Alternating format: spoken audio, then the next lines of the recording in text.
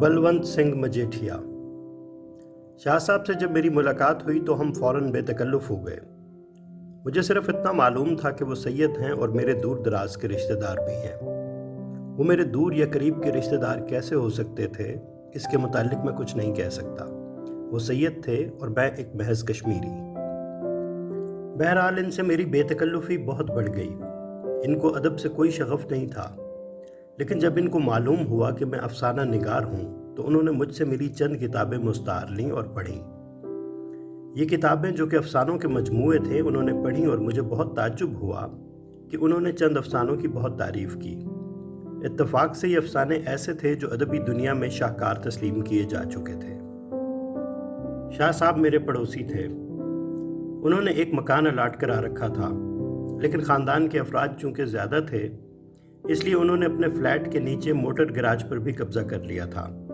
इसमें उन्होंने अपनी बैठक का इंतज़ाम किया था। शाह साहब के दोस्त यार बेशुमार थे, इसलिए इस गैराज में वो इनकी खातिर मदारत करते थे।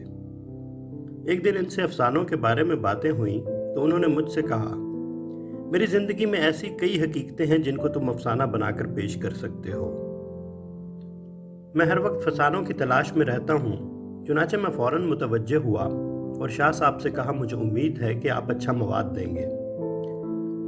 शाह साहब ने जवाबन कहा, मैं अफसाना निगार नहीं, लेकिन मेरी ज़िंदगी में एक ऐसा वाक़या हुआ है जो काबिल ज़िक्र है। मैंने काबिल ज़िक्र इसलिए कहा कि आप बहुत बड़े अफसाना निगार हैं, वरना ये वाक़या जो मैं अब बयान करने वाला हूँ मेरे नज़दीक बेहद हैरत अंगेज़ है। शाह साहब ने कहा, जी मैं नहीं कह सकता कि जो वाक़या मैं आपको सुनाने वाला हूँ हर शख्स के लिए हैरत का बायस होगा। मैं सिर्फ अपनी ज़ात के मुतालिक आपसे अर्ज़ कर रहा हूँ और ये हकीकत है कि मैं जो दास्तान आपको सुनाऊंगा इस वक्त तक मेरी ज़िंदगी में मुहय्यरुल अकूल हैसियत रखती है। शाह साहब ने नेल कटर से अपने नाखून काटने शुरू किए। मैं इनकी दास्तान सुनने के लिए बेताब था, मगर शायद वो आगाज़ के मुतालिक सोच रहे थे कि अपनी दास्तान को कहाँ से शुरू करें। मेरा ख्याल दुरुस्त था कि जो कुछ इन पर बीता था इसको कई बरस हो चुके थे। वो तमाम वाक़यात की याद अपने जहन में ताज़ा कर रहे थे। मैंने सिगरेट सुलगाया। उन्होंने अपनी 10 उंगलियों के नाखून काट कर नेल कटर तपाई पर रखा और मुझसे मुखातिब हुए। मैं उन दिनों काबुल में था, ये कहकर वो चंद लम्हात खामोश रहे। इसके बाद बोले, मेरी वहाँ बहुत बड़ी दुकान थी जिसमें बढ़िया से बढ़िया सामान मौजूद रहता था। मैंने शाह साहब से पूछा, आप जनरल मर्चेंट थे? शाह साहब ने जवाब दिया, जी हाँ, काबुल का सबसे बड़ा जनरल मर्चेंट। मेरी दुकान में काबुल के करीब करीब हर औरत सौदा लेने के लिए आती थी। आपसे मैं एक बात अर्ज करूं, साथ के दुकानदार जब ये देखते थे कि कई रोज़ औरतों की बजाय मेरी दुकान में मर्द गाहक आते हैं तो वो मुझसे फ़ारसी ज़बान में अफसोस का इजहार करते थे कि आगा आज ये क्या हुआ, काबुल की औरतें और लड़कियां मर गईं, ये तुम्हारे नसीब सो गए। शाह साहब मुस्कुरा देते।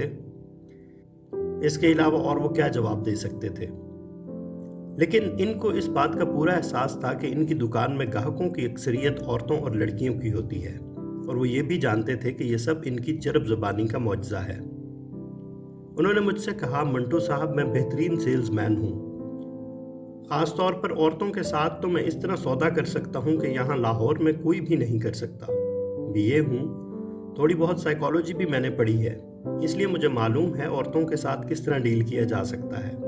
यही वजह थी कि सारे काबुल में मेरी दुकान ही ऐसी थी जिसमें हर वक्त कोई ना कोई ग्राहक मौजूद होता था।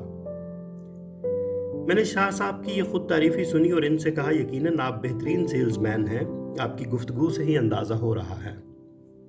शाह साहब मुस्कुराए, मगर मुझे अफसोस है कि मैं अपनी दास्तान बेहतरीन सेल्समैन के अंदाज में बयान नहीं कर सकूंगा।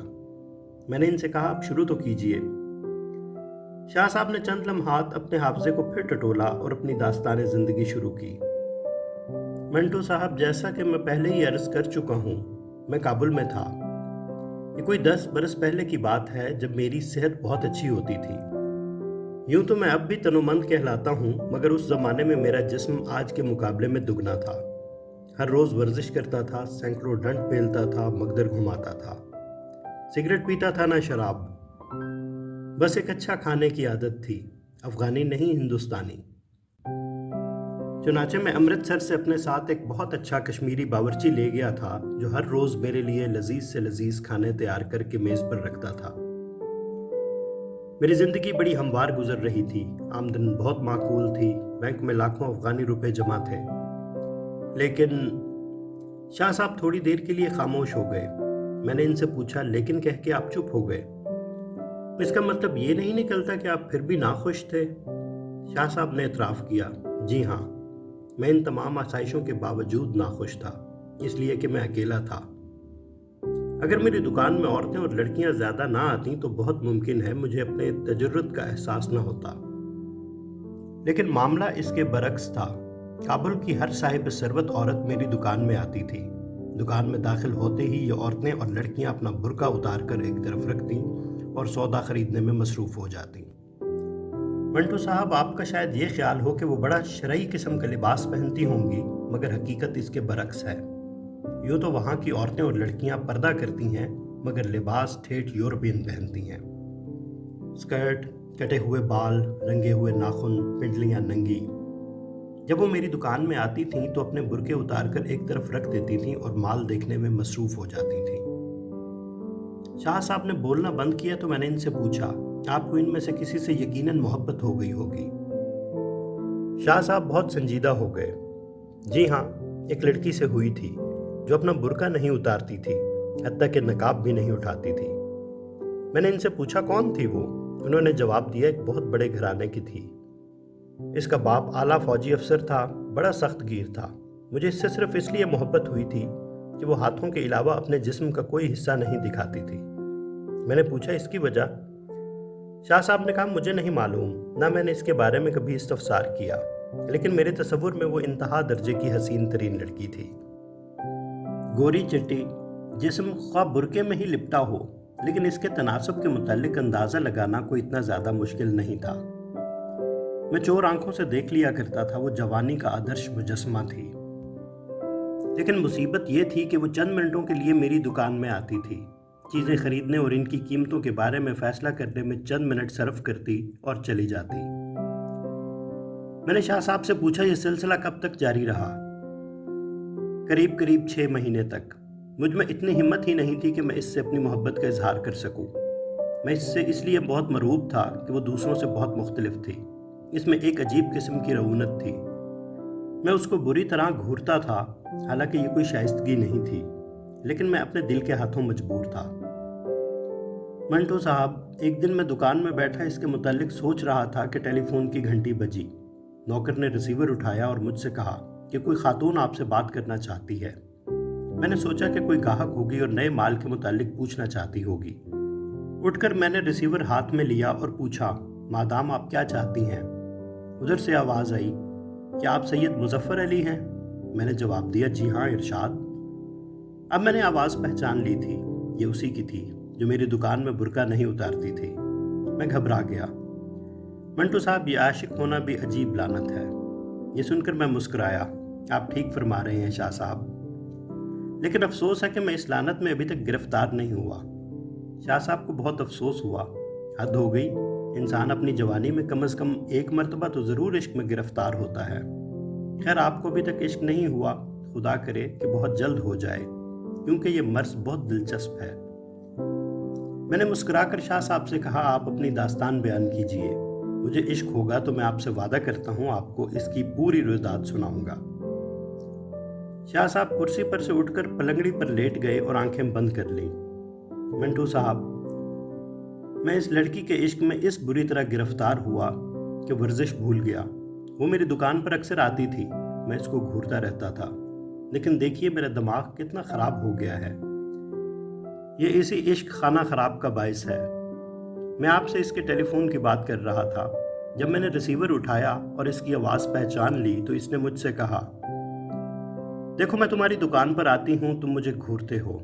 अगर अपनी खैरियत चाहते हो तो ठीक हो जाओ, वरना तुम्हारे हक में बहुत बुरा होगा। मंटू साहब, मैं जवाब सोच ही रहा था कि इसने टेलीफोन का सिलसिला मुनक़ते कर दिया। मैं देर तक गूंगे रिसीवर को कान के साथ लगाए खड़ा रहा और सोचता रहा कि इस धमकी का क्या मतलब है। मैंने शाह साहब से पूछा, क्या वो धमकी असली थी? जी हाँ, चौथे रोज़ वो मेरी दुकान में आई तो मैंने इसके नकाब की तरफ फिर उन्हीं निगाहों से देखा तो इसने झुंझलाकर मेरे मुलाजमों के सामने मुझसे कहा, तुम्हें शर्म नहीं आती कि तुम मुझे इस तरह देखते हो? मैं सुन्न हो गया। इसने चंद चीज़ें खरीदी, दाम दिए और अपनी मोटर कार में बैठकर चली गई।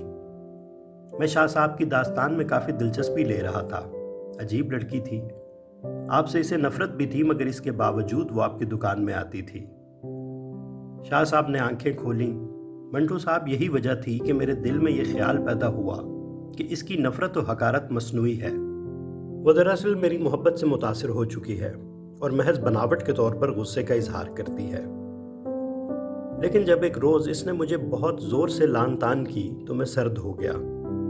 पर इसकी मोहब्बत थी जो मेरे दिल से जाती ही नहीं थी। मैंने बहुत कोशिश की कि इसको भूल जाऊं।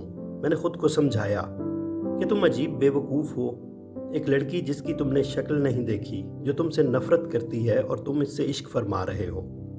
बाज आ जाओ, तुम्हारा कारोबार है माशाल्लाह बहुत अच्छा है, सारे अफ़गानिस्तान में तुम्हारी साख है, ये क्या झक मार रहे हो? लेकिन मंटू साहब, इश्क बहुत बुरी बला है, मैं इससे अपना पीछा ना छुड़ा सका। मैंने इससे कहा, आप खामखा दास्तान तवील बनाते जा रहे हैं, अंजाम पर पहुंचिए। शाह साहब पलंगड़ी पर से उठे और कुर्सी पर बैठ गए। हजरत, ऐसी दास्तानें अक्सर तवील हुआ करती हैं। इश्क एक मर्ज है और जब तक तूल ना पकड़े मर्ज ही नहीं होता, महज एक मजाक होता है। खैर, अब जबकि आप चाहते हैं कि मैं अपनी दास्तान तवील ना बनाऊं तो मुख्तसर तौर पर अर्ज करता हूं कि मेरा इश्क बहुत शिद्दत इख्तियार कर गया था। एक रोज मैं बेइख्तियार रोने लगा। मेरे शहर अमृतसर का एक बाशिंदा बलवत सिंह था, जो मजेठे के एक अच्छे ख़ानदान का फ़र्द था। वो काबुल में एक इंजीनियरिंग फर्म में मुलाजिम था। खाने पीने वाला आदमी था, इसलिए वो हर महीने मुझसे 50-60 रुपए कर्ज ले जाता था। मज़ीद कर्ज लेने की गर्ज से ही इस वक्त वो मेरी दुकान में आया था, जब मेरी आंखें नमनाक थीं। वो मेरे पास कुर्सी पर बैठ गया। इसने मालूम नहीं मुझसे क्या पूछा और मैंने जाने क्या जवाब दिया। लेकिन जब इसने मुझसे ये कहा कि दोस्त में कोई रोग लग गया है तो मैं चौंक पड़ा। नहीं, ऐसी कोई बात नहीं। सरदार बलवंत सिंह मजेठिया अपनी घनी मूंछों के अंदर मुस्कुराया। तुम झूठ बोलते हो, साफ साफ बताओ तुम्हें यहाँ किससे इश्क हुआ है? मैं खामोश रहा तो वो फिर बोला, देखो, अगर कोई मुश्किल दरपेश है तो हम सब ठीक कर देंगे। जब इसने इसी किस्म की चंद बातें और की तो मैंने सारा मामला इसको बता दिया। मैंने पूछा, तो इसने मुश्किल आसान करने का कोई गुर बताया? शाह साहब ने कहा, इसने मुझे एक मंत्र बताया। मंत्र? जी हाँ। आप सैयद हैं, क्या आप जंतर मंत्र पर ईमान ला सकते हैं? शाह साहब ने कहा, लाना तो नहीं चाहिए था कि यह हमारे मजहब में जायज़ नहीं, लेकिन इस वक्त सरदार बलवंत सिंह का मशवरा मानना ही पड़ा, इसलिए कि इश्क बहुत बुरी बला है। इसने मुझे एक मंत्र बताया और कहा कि 7 रंगों के फूल लो, इसमें से हर एक पर यह मंत्र पढ़कर फूंको और मंगल के रोज़ इसी लड़की को किसी न किसी तरीके से सुंघा दो। मुझे ये मंत्र अभी तक याद है। मैंने इनसे कहा, ज़रा सुनाइए तो। शाह साहब ने एक लख्ते के लिए अपने हाफजे को टटोला और कहा, कोरो 10 मखिया देवी, फल खड़े फल हंसे, फल चुके ना हर सिंह प्यारे, जो कोई ले फलों की बास, कभी न छोड़े हमारा साथ, हमें छोड़कर किसी और को करे, पेट फूल भस्म हो मरे, दुहाई सुलेमान पीर पैगंबर की। मैंने ये मंत्र सुना तो मुझे अपना लड़कपन याद आ गया, जब मैंने मंत्रों की एक किताब खरीदी थी। इसमें से एक मंत्र अज़बर इस गरज से किया था कि मैं स्कूल के तमाम इम्तिहानों में पास होता चला जाऊं। यह मंत्र मुझे अभी तक याद है, लेकिन इसके पढ़ने का ये नतीजा निकला कि मैं 9वीं क्लास में फेल हो गया। मैंने इस मंत्र का जिक्र शाह साहब से ना किया और इनसे पूछा, तो आपने 7 रंगों के फूलों पर यह मंत्र पढ़ा? जी हाँ। वो आई। इसने मुझे टेलीफोन पर कह दिया कि वो आएगी। शाम को 5 बजे के करीब मैं इसका इंतज़ार करता रहा। वो ठीक 5:05 पे आई। इसने चेकोस्लोवाकिया के माल के मुताल्लिक इस्तफसार किया। अर्ज़ ये है कि माल वाल का किस्सा बिल्कुल फ्रॉड था। मैंने इससे कहा कि मुलाजमों ने अभी तक पेटियां नहीं खोली, आप कल तशरीफ़ लाइएगा। वो बहुत जज्बज़ हुई। मैं मंत्र पढ़े फूलों की तरफ देख रहा था। इत्तफाक की बात है कि इसने भी उन फूलों की तरफ देखा और मुझसे कहा, یہ پھول تمہاری میز پر کہاں سے آ گئے؟ میں نے جواب دیا، میں نے آپ کے لیے خریدے تھے، اگر آپ کو پسند ہوں۔ میرا مطلب کہ اگر ان کی خوشبو پسند ہو تو آپ انہیں قبول فرمائیں۔ اس نے وہ 7 پھول اٹھائے اور انہیں سونگھا۔ میں نے ان سے پوچھا اس لڑکی کا کیا رد عمل تھا؟ شاہ صاحب نے جواب دیا، اس نے ناک بھون چڑھا کر کہا، یہ پھول ہیں، ان میں تو خوشبو ہے نہ بدبو۔ بہرحال اس نے وہ پھول سونگھے، چند چیزیں خریدیں اور چلی گئی۔ شام کو سردار بلوت سنگھ مجیٹھیا میری دکان پر آیا۔ اس نے مجھ سے پوچھا کہ وہ پھول سونگھا دیے؟ میں نے اس سے کہا ہاں سونگھا تو دیے، لیکن اس کا کیا نتیجہ نکلے گا یہ مجھے معلوم نہیں۔ سردار بلوت سنگھ ہنسا۔ اس نے بڑے زور سے میرا ہاتھ دبایا اور کہا، دوست اب تمہارا کام سمجھو 15 آنے ہو گیا ہے۔ مجھے بڑی حیرت تھی کہ منتر کے ذریعے ایسا کام 15 آنے کیوں کر ہو سکتا ہے، مگر سید صاحب نے کہنا شروع کیا، منٹو صاحب آپ یقین مانیے کہ میرا کام 15 آنے مکمل ہو گیا تھا۔ دوسرے دن کوکو جان کا ٹیلی فون آیا کہ وہ کچھ چیزیں خریدنے کے لیے آ رہی ہے۔ میں نے اس کا استقبال کیا۔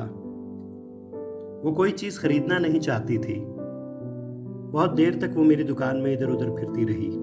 اس کے بعد وہ مجھ سے مخاطب ہوئی، تم سے کئی مرتبہ کہہ چکی ہوں کہ مجھے گھورا نہ کرو، اور جو تم نے پھول سنگھائے تھے اس کا کیا مطلب تھا؟ میں نے کوکو جان سے لکنت بھرے لہجے میں کہا، میں وہ پھول جو تھے پھول تھے۔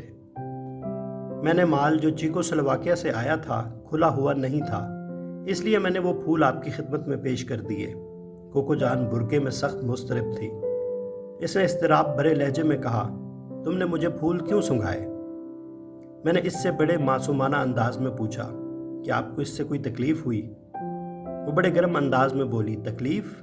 میں ساری رات وہ 7 پھول دیکھتی رہی ہوں۔ پھول آتے تھے اور جب میں انہیں حاصل کرنا چاہتی تھی وہ مجھ سے پرے ہٹ جاتے تھے۔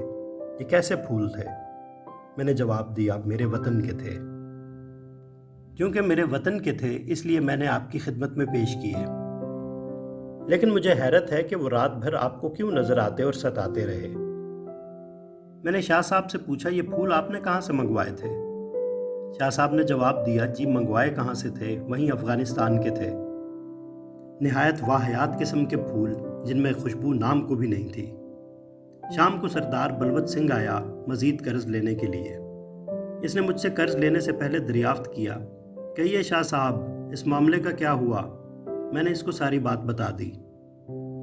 وہ قرض لینا بھول گیا۔ اپنا بالوں بھرا ہاتھ میرے کندھے پر زور سے مار کر چلایا، شاہ جی آپ کا کام 16 آنے ہو گیا ہے، وسکی کی 1 بوتل منگائیے۔ شاہ صاحب نے مجھے بتایا کہ انہوں نے وسکی کی بوتل کے علاوہ 1 ڈبہ سگریٹوں کا بھی منگوایا، جس سے سردار بلوت سنگھ مجیٹھیا تمباکو نوشی کے ٹھیٹھ انداز میں پے در پے کئی سگریٹ پھونکتے رہے۔ جب جانے لگے تو انہوں نے شاہ صاحب سے کہا کہ دیکھو ابھی تھوڑی سی کسر باقی ہے، اگلے منگل تم 7 پھول اور لو اور ان پر وہی منتر پڑھ کر اس لڑکی کو سنگھا دو، بیڑا پار ہو جائے گا۔ شاہ صاحب بہت پریشان ہوئے۔ ان کی سمجھ میں نہیں آتا تھا کہ اب کی وہ کوکو جان کو پھول کیسے سنگھائیں گے، جبکہ وہ اس معاملے کے متعلق شکی تھی، لیکن معاملہ عشق کا تھا، اس لیے شاہ صاحب موت کے منہ میں جانے کے لیے تیار تھے۔ شاہ صاحب نے پشاور سے پھول منگوائے، ان میں سے 7 منتخب کیے اور ہر ایک پر منتر پڑھا اور اپنے میز کی گلدان میں رکھ دیے۔ اس کے علاوہ انہوں نے اپنی دکان میں جا بجا گلدان رکھوائے اور ان میں پھول سجا دیے۔ پیر کو شاہ صاحب نے کوکو جان کو ٹیلی فون کیا اور اس سے پھر جھوٹ بولا کہ چیکو سلواکیہ کا مال کھل گیا ہے، آپ آئیے اور دیکھ لیجئے۔ کوکو جان آئی مگر مال وال موجود نہیں تھا۔ شاہ صاحب تھوڑی دیر کے لیے بکھلائے اور پھر ذرا ہوش سنبھال کر اپنے نوکروں کو لان تان کی کہ تم نے ابھی تک مال کیوں نہیں کھولا۔ کوکو جان کے ساتھ اس کی والدہ بوبو جان تھی، وہ ایک طرف ٹوائلٹ کا سامان دیکھنے میں مصروف تھی۔ کوکو جان نے جب دکان میں جا بجا پھول دیکھے تو وہ متعجب ہونے کے علاوہ مضطرب بھی ہوئی۔ میرے میز پر وہ خاص پھول پڑے تھے، وہ ان کے پاس آئی، گلدان میں سے اٹھا کر اس نے انہیں سونگھا اور مجھ سے کہا، یہ افغانستان کے پھول نہیں۔ میں نے جواب دیا، جی ہاں یہ میرے وطن کے ہیں اور میں نے خاص آپ کے لیے منگوائے ہیں۔ بوبو جان خریداری میں مشغول تھی۔ اس دوران میں کوکو جان سے میں نے اپنی والہانہ محبت کا اظہار کیا۔ وہ سخت ناراض ہوئی اور اپنی ماں کے ساتھ چلی گئی۔ شام کو سردار بلوت سنگھ مجیٹھیا آیا، اس سے بات چیت ہوئی۔ میں نے اس کو 10 روپے قرض دیے۔ جب اس نے روپے اپنی جیب میں ڈالے تو مجھ سے پوچھا، آج منگل ہے، وہ پھول سنگھا دیے آپ نے؟ میں نے سارا واقعہ بیان کر دیا۔ سردار بلوت سنگھ نے اپنا بالوں بھرا ہاتھ زور سے میرے ہاتھ پر مارا اور کہا، شاہ جی، اب کام 17 آنے پورا ہو گیا ہے، وسکی کی بوتل منگاؤ۔ شاہ صاحب نے وسکی کی بوتل منگائی۔ سردار بلونت سنگھ مجیٹھیا نے آدھی دکان میں پی اور آدھی اپنے ساتھ لے گیا۔ میں نے شاہ صاحب سے پوچھا، دوسری دفعہ پھول سنگھانے سے کوئی نتیجہ برآمد ہوا؟ شاہ صاحب نے جواب دیا۔ وہ بہت بے چین ہو گئی۔ اسے دن رات اتنے پھول نظر آنے لگے کہ ایک دن وہ سخت اضطراب کی حالت میں آئی۔ برقع جو اس نے کبھی نہیں اتارا تھا، کیلے کے چھلکے کی طرح اتار کر ایک طرف پھینکا اور مجھ سے مخاطب ہوئی، دیکھو شاہ، تم نے مجھ پر کوئی جادو کر دیا ہے۔ میں نے اس کے چہرے کی طرف دیکھا جو مجھے پہلی بار نظر آیا تھا۔ منٹو صاحب، میں نے اپنی زندگی میں اس جیسی حسین لڑکی اب تک نہیں دیکھی تھی۔ میں اس کو دیکھتا رہا۔ اس نے بڑے تیز و تند لہجے میں کہا، تم نے مجھے پھول کیوں سنگھائے تھے؟ میں پاگل ہوئی جا رہی ہوں۔ دن ہو یا رات، ہر وقت مجھے تمہارے وہ پھول دکھائی دیتے ہیں۔ مجھے معلوم ہے تم مجھ سے محبت کرتے ہو، لیکن تمہیں معلوم ہونا چاہیے کہ میں ایک شریف گھرانے کی لڑکی ہوں۔ میرے والدین عنقریب میری شادی کر رہے ہیں۔ تم نے مجھ پر یہ کیا جادو پھونکا ہے؟ یہ کہہ کر اس نے میرے میز پر پڑے گلدان میں سے پھول نکالے اور فرش پر پھینک کر اپنی سینڈل سے مسل دیے۔ لیکن مجھے ایسا محسوس ہوتا تھا کہ وہ ناراض ہونے کے باوجود ناراض نہیں تھی اور چاہتی تھی کہ میں اس سے باتیں کروں، لیکن مجھے اس کا یقین نہیں تھا، اس لیے میں خاموش رہا۔ وہ کچھ دیر غصے کی حالت میں کھڑی رہی۔ اس کے بعد اس نے برقع پہنا اور چلی گئی۔ میں نے شاہ صاحب سے پوچھا، تو سردار بلوت سنگھ مجیٹھیا کا منتر کام کر گیا؟ جی ہاں، کر گیا۔ اس کو پھول ہی پھول نظر آتے تھے۔ میں نے کئی مرتبہ سوچا کہ یہ سب بکواس ہے، مگر کوکو جان کی باتوں پر مجھے یقین ہو گیا کہ منتر اپنا اثر کر گیا ہے۔ حالانکہ جو منتر آپ سن چکے ہیں، اس میں ایسی کوئی بات نہیں تھی جس سے آدمی کو یہ معلوم ہو کہ وہ اثر کرے گا۔ لیکن واقعہ یہ ہے کہ وہ جب پھر میری دکان میں آئی تو برقع اتار کر مجھ سے بغل گیر ہوئی اور رونا شروع کر دیا۔ میں نے اس کو کئی مرتبہ چوما، اس نے کوئی مزاحمت نہ کی۔ تھوڑی دیر کے بعد میری میز پر گلدان میں جو پھول پڑے تھے اس نے نکالے اور انہیں نوچ کر ایک طرف پھینک دیا۔ اس کے بعد وہ برقع پہن کر تیزی سے باہر نکل گئی۔ داستان کافی طوالت پکڑ رہی تھی۔ میں نے شاہ صاحب سے کہا، آپ مختصراً فرما دیجئے کہ انجام کیا ہوا؟ کیا وہ لڑکی آپ کو مل گئی؟ شاہ صاحب نے کہا بھری، جی نہیں، اس کی شادی ہو گئی۔ مگر حجلہ عروسی میں داخل ہوتے ہی معلوم نہیں کیا ہوا کہ وہ گری اور گرتے ہی مر گئی۔ اس کے ہاتھ میں 7 پھول تھے، مختلف رنگوں کے۔ میں نے دیکھا کہ شاہ صاحب کی پلنگڑی کے ساتھ تپائی پر پیتل کے پھول دان میں 7 مختلف رنگوں کے پھول اڑے ہوئے تھے۔